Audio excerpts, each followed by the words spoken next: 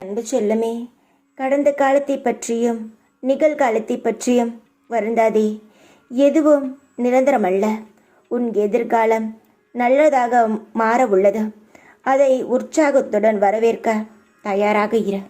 நான் அதற்கான வேலைகளை துவங்கிவிட்டேன். மன நிறைவுடன் இரு. எனக்கு நீ ஆடம்பரமாக செலவு செய்து பூஜை செய்யாதே.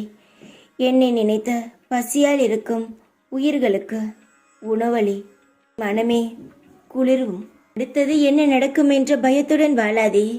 என்ன நடந்தாலும் பார்த்து கொள்ளலாம் என்ற துணிவுடன் வாழ உன் வாழ்க்கையை அடுத்த கட்டத்திற்கு நகர்த்தும். யார் விலகி சென்றாலும் உன் வாழ்க்கை நின்று போகாது. ரயில்கள் போன பின் தண்டவாளங்கள் வெறிச்சோடி போகலாம். ஆனால் தண்டவாளங்களை தேடி ரயில்கள் மீண்டும் வந்துதான் ஆக வேண்டும். எதை பற்றியும் கவலைப்படாதே. நீ உண்மையாகவும் நேர்மையாகவும் இருந்தால் யார் எங்கு சென்றாலும் உன்னிடம்தான் வந்து சேர வேண்டும். நடந்ததெல்லாம் நடந்ததாகவே இருக்கட்டும்.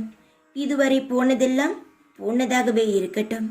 இனி வருவதும் உன்னுடன் நிலைத்திருக்கட்டும் என்ற ஆசீர்வாதம் பண்ணுகிறேன்.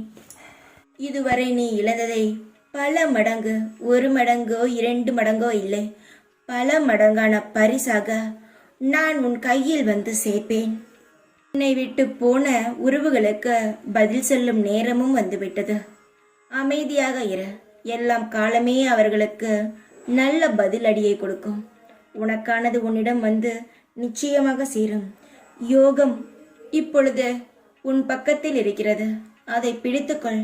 எந்த முயற்சியாக இருந்தாலும், எந்த செயலாக இருந்தாலும் இந்த நொடியே நீ தொடங்கலாம்.